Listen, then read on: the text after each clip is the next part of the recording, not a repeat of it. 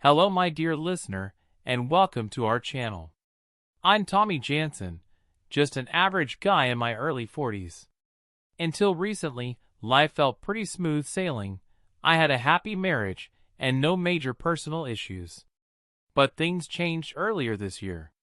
Despite not considering myself weak, I started noticing my wife exerting more control over our lives, making me question the balance in our relationship. Much of it was my own fault because I had often chosen the easy way out, giving in to her when we had different opinions on matters I regarded as less important. The problem was that I noted those differing opinions appearing more often, and it was high time I dug in my heels and stopped it before they became too common. Sandra, my 39-year-old wife, used a simple tactic: affection and good cooking when things went her way, and the opposite when I had objections. However, the main reason I chose the easy path was that I was usually too busy to care about daily matters. I was working as an engineer at the local branch of a nationwide construction company in the county capital, and we were very busy during the summers. I spent some time at the golf club, which Sandra didn't like very much. Last year, I spent a lot of time at the riding club stable where our 13-year-old daughter, Lena, had her horse, a gift from Sandra's parents. Since Sandra was afraid of horses, she insisted I help Lena take care of the horse. At first, I didn't enjoy it, but then I met Marianne, a friendly mother of one of the other young girls at the club, who helped make my visits enjoyable. Marianne patiently showed me the ropes, since my knowledge of horses was limited. In return, I helped her with the heavy jobs because her husband claimed to be allergic to horses and refused to come to the stable. We had a good time together, but it was purely platonic, no affairs in sight. However, I can't deny my heart raced a bit when one day she joked, "I would seduce you within seconds if we were single." It seemed she noticed some hope in my expression, because she followed up by saying she was currently quite unhappy with her husband and asked, "Are you the same nice guy at home as you are here?" I suggested she try me if we were both single, and she promised to do that. Both Sandra and I made good money, allowing us to afford a pleasant life. Thanks to my job's solid bank connections, I had invested in a house in a nice area where we had many good friends.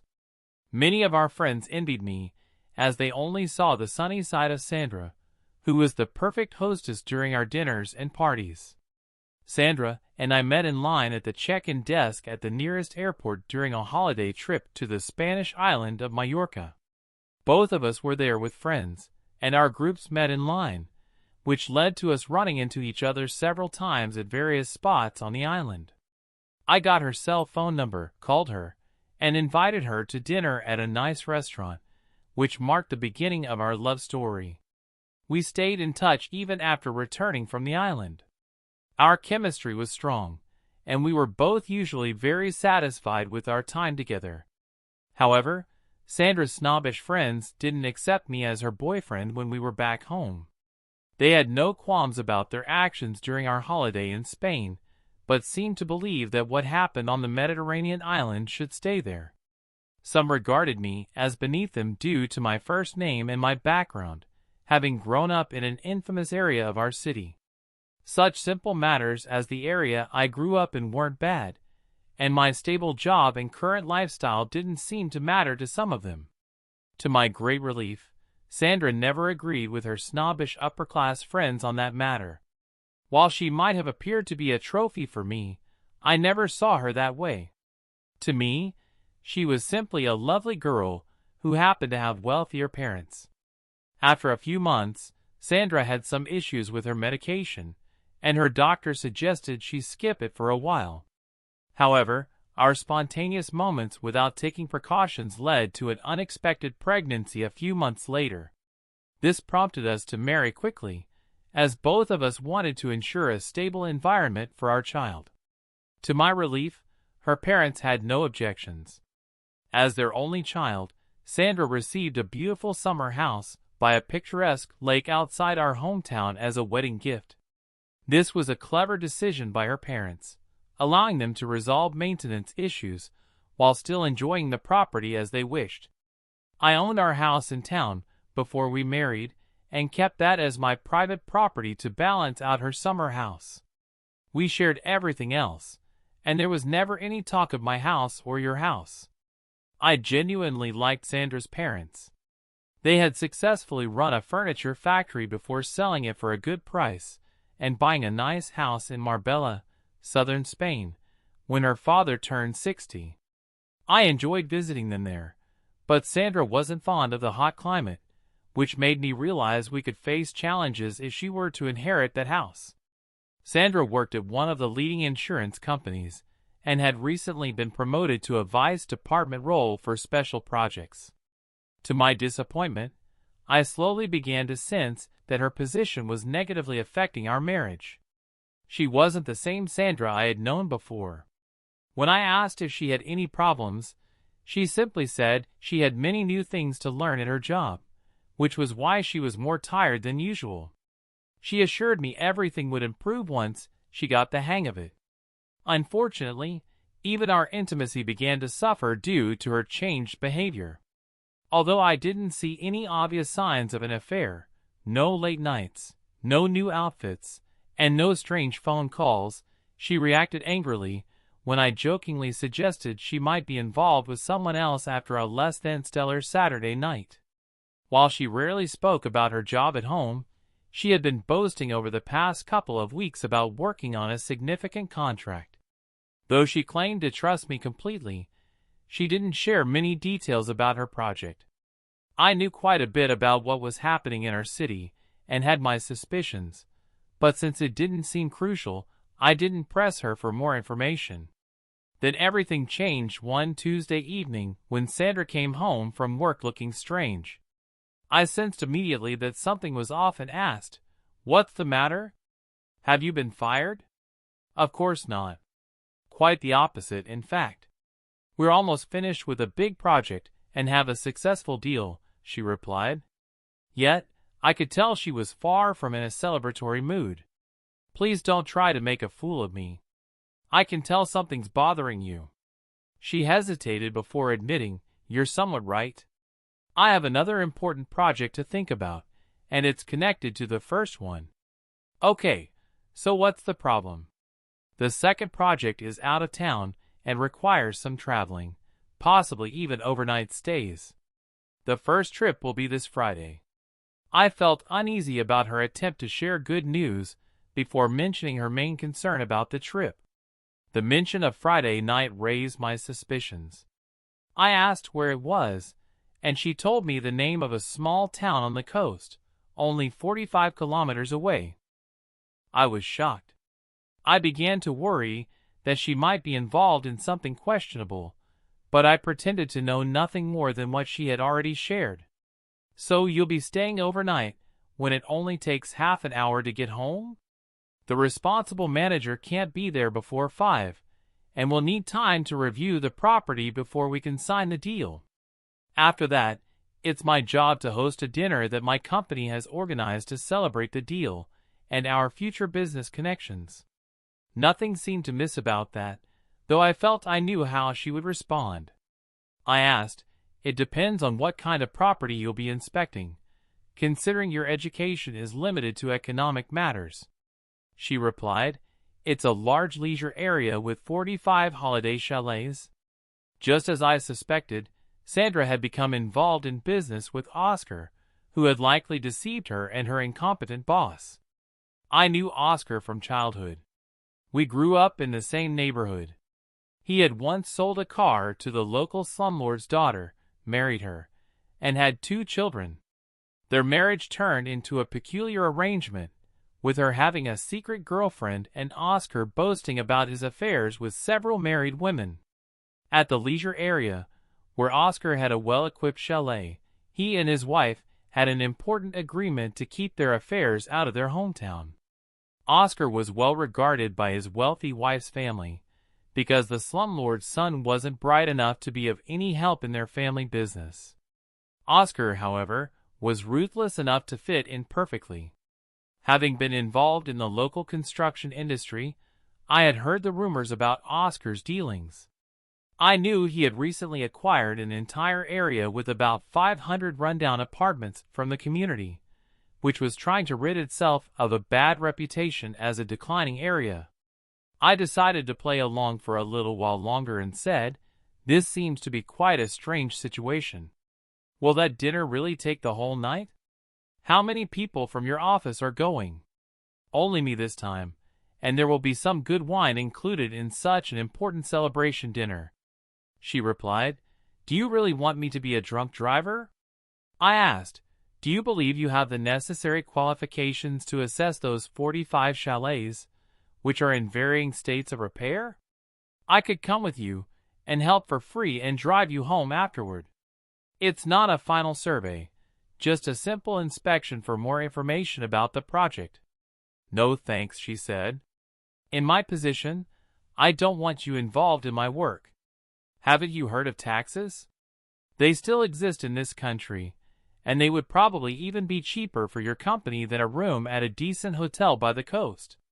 She started to look uncomfortable as she realized she was cornering herself in her discussion, but she pressed on. "I'll get a guest house in the leisure area for free, and I'll be paid for my overtime and a subsistence allowance. Who's demanding that you go there for Friday night? Your boss, the customer, or is it your own suggestion?" "My boss, of course. He intended to go himself, but he's busy elsewhere, so he suggested that I represent our company in this very important deal. It will be a great opportunity for me, and there's no reason for you to interfere in my work." At that point, I couldn't hold back my frustration. A great opportunity to be involved with Oscar? You should know there are cameras in his chalet. She was taken aback by my outburst and fell silent, so I continued, "Oscar has a reputation for sharing his videos with his golf club friends. I'm sure his latest video with you would be quite a spectacle among them. Both Oscar and I are members of the same golf club, and he has bragged about having hidden cameras in his guest accommodations, likely inviting you there under the pretense of business discussions." Oscar had a well-equipped chalet with an office and a guest room connected to his own bedroom. He once showed me pictures of him with a beautiful business owner's wife after a maintenance negotiation, suggesting that I could join if I was more interested in collaborating with him. I had firmly told him to take a one-way trip somewhere far away. Oscar often claimed that such pictures served as an irresistible invitation for women, as they would often agree to meet him after seeing them, with his promise that no one else would see those images. Not all the women he entertained in his chalet were coerced. Many enjoyed the attention from someone infamous, like Oscar, and willingly participated in his escapades. I was surprised he would try his tricks on my wife, but it could have been a retaliatory move against me because my company had refused to take on any cheap, unapproved jobs for him. He had made some sour comments about paying me back with interest when we met at the golf club. Many of Oscar's dubious actions were well known in the business community, and should have been known by Sandra's boss as well. The knowledge that her boss had somehow convinced my conservative wife to spend a night in Oscar's chalet was shocking. She wasn't naive, and should have understood the implications of such an arrangement. Now, she sat sobbing at the table. "It's not what you think. It's not anything like that," she insisted. "No, it's much worse. This is probably a disaster. But remember, if you want to be involved with Oscar, you can forget this marriage. Do you understand?" She didn't reply, so I raised my voice. "Do you understand that getting involved with Oscar will end our marriage?" She nodded. I picked up the phone book, called Oscar's mother, introduced myself as a childhood friend, and obtained his private number. When his wife, Emily Pyler, answered, I explained who I was and said I had an important business matter to discuss with her husband. She told me Oscar was at the golf club. I thanked her for the information and turned to Sandra, who was still sobbing. "I have some important business to handle," I said, and headed for the door. Sandra was obviously in shock. My reaction was not what she was used to. I felt overwhelmed, as if I were a camel whose back had finally broken under the last straw.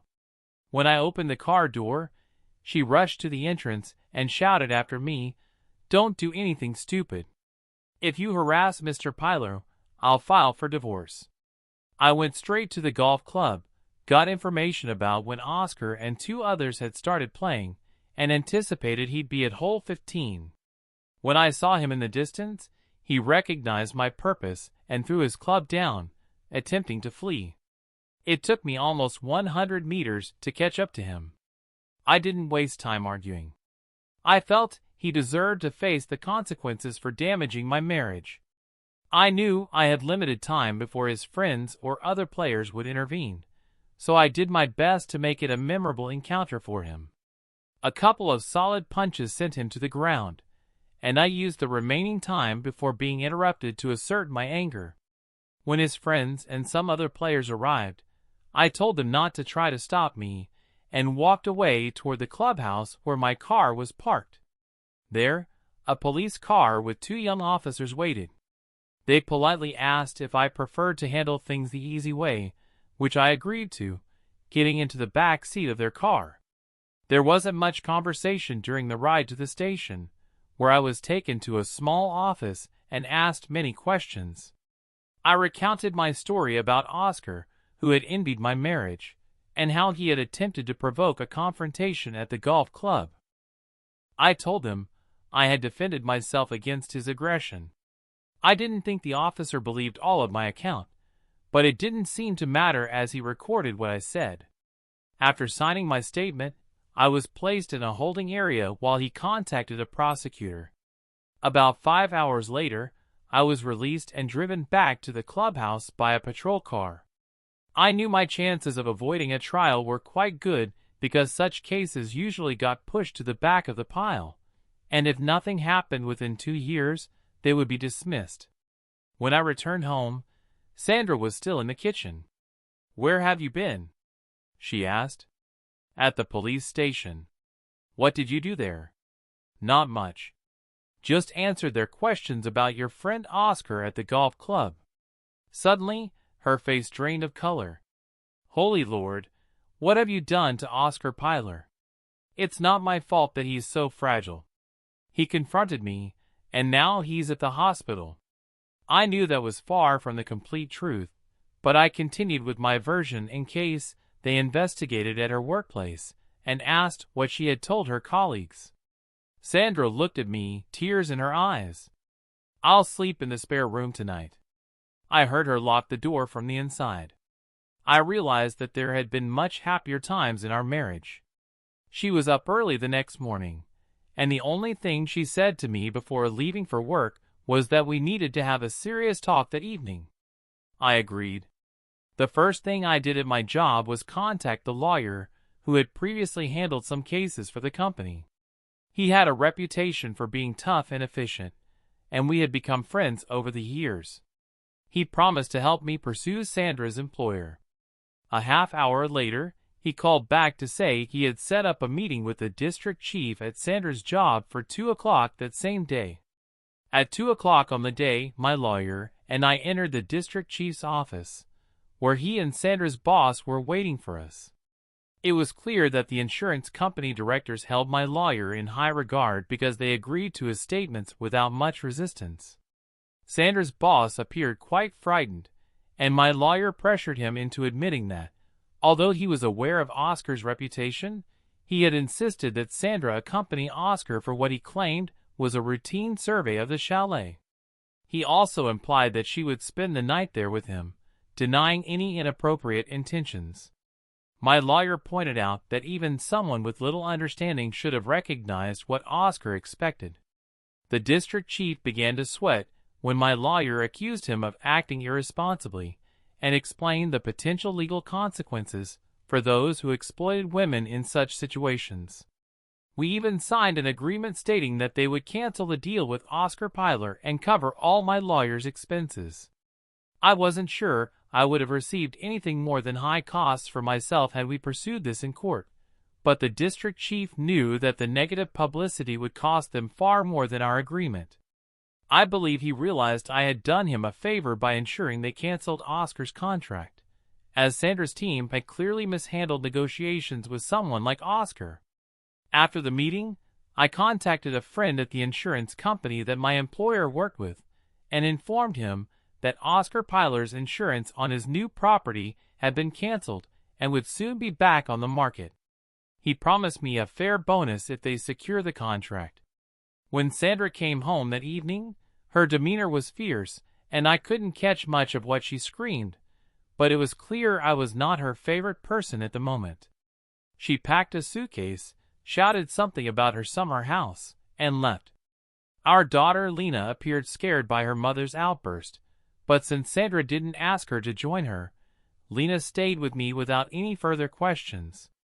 We went to the stable where I met Marianne, who had a small but noticeable bruise. She confided that her husband had hit her during an argument about credit card bills from his online poker games.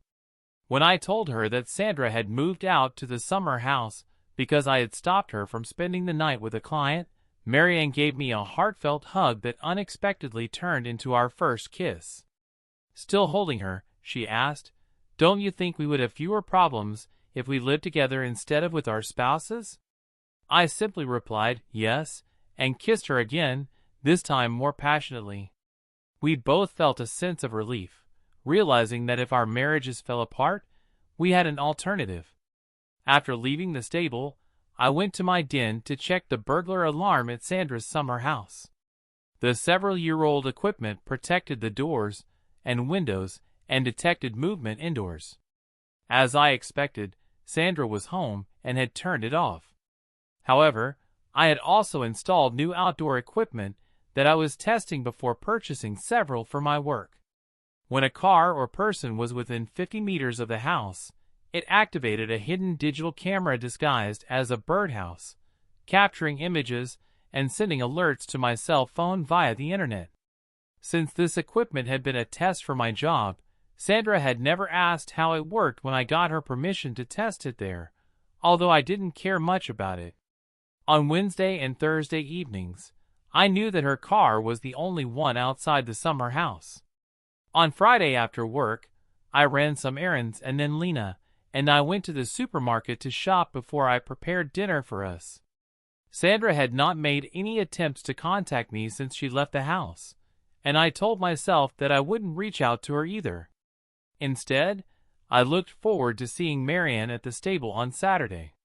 However, around 6:30, I received an alarm on my cell phone, and the pictures from the camera showed a silver metallic Lexus SUV parked next to Sandra's car. The only such car I had ever seen in her town belonged to Oscar, so I knew that something had gone wrong. At 13, it wasn't unusual for Lena to be home alone for a short time, especially on a sunny summer evening. She accepted that I was gone for a while. There wasn't much traffic, so I reached the summer house in less than half an hour, parking so my car wasn't visible from the house. I sneaked in, using the key I had on my key ring. Inside, I didn't see anyone in the large living room, but I heard a female voice yelling from the master bedroom. I put my cell phone on recording and moved closer. Outside the room, I heard Sandra shout "No." I never agreed to anything like that. Then a male voice responded, "Shut up. Max promised me good times, and I'll show you what that means." Sandra shouted back, "Nobody gets to take advantage of me. You've already overstepped." The male voice grew angry, clearly not accustomed to being challenged.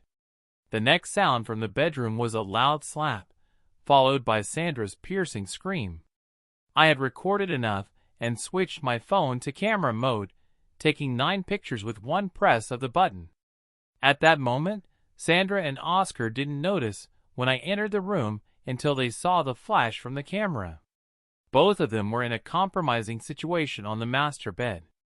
Oscar, with a black eye from our last encounter, had Sandra lying on her stomach. Before he could react, I put my phone away and delivered a swift punch to his chin. I continued hitting him until he lay still, no longer resisting. Even though he was awake, He offered no defense when I dragged him outside to his car, laying him in front of it with the license plate clearly visible. I pulled out my phone, switched it to video recording, and began filming. He made no attempt to escape, not even when I captured him on camera. When I finished, I told him that if he bragged about what happened, he could expect the video to be shared online.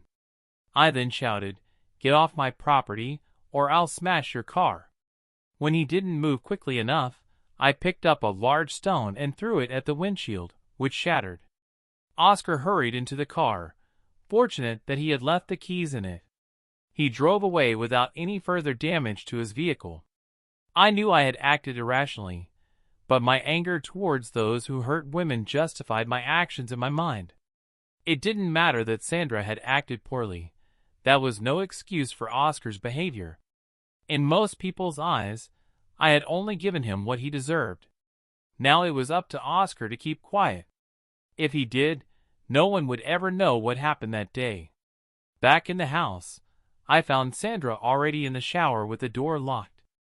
I noticed both her and Oscar's clothes neatly arranged on chairs on either side of the bed, showing hardly any signs of struggle.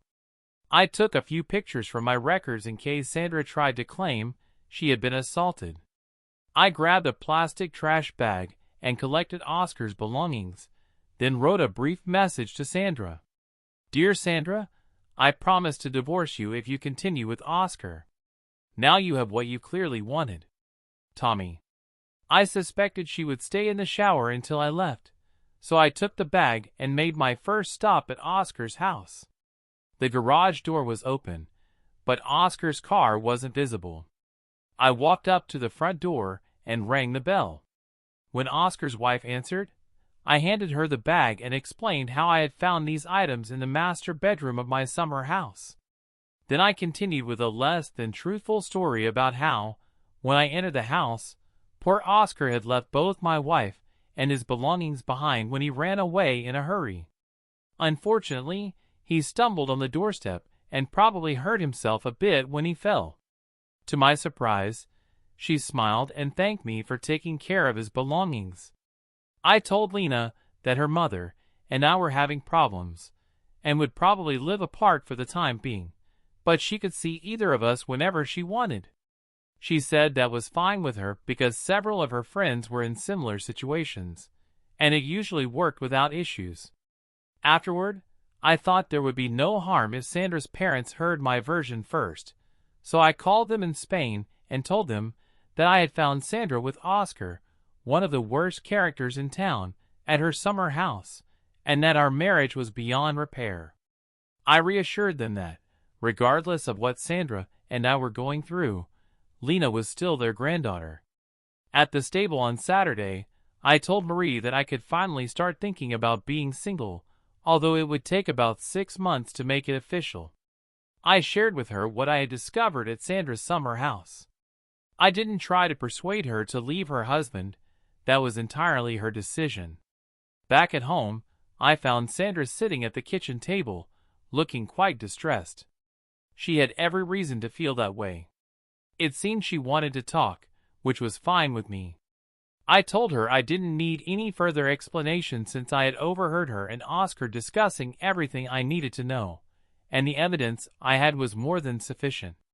She recognized that it wasn't the right time to discuss forgiveness, so we focused on addressing the most important questions about Lena and other practical matters, deciding to meet again in a week to work out a new plan. At our next meeting, we found we had only slightly differing opinions on most issues, and after less than 2 hours, we signed the divorce papers.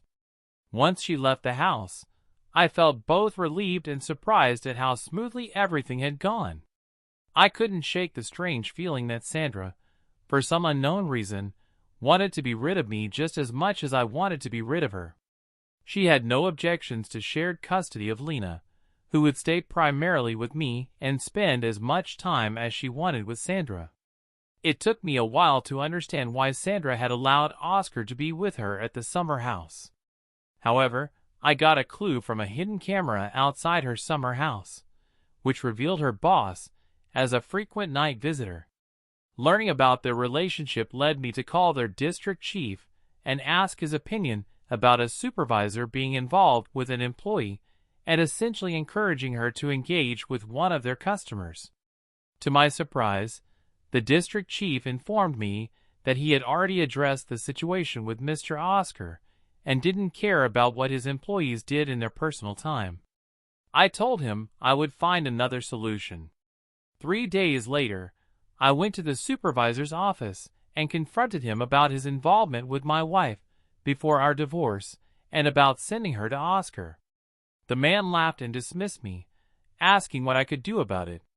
I showed him exactly what I could do, and a fair guess would be that he wouldn't be able to engage with anyone for quite some time after that encounter, which involved several forceful kicks. Before I left, I warned him that one word to the police would land the entire scandal in the tabloids. The only thing that happened after that visit was a call from Sandra, who was furious. I limited my replies to a few polite "yes, dear," which didn't improve her mood. At the stable, I didn't really know what to do with Marianne. Of course, I wanted her to leave her husband and come to my house, but I knew it had to be her decision. When she asked me if I had been out dating yet, I told her the truth, I hadn't.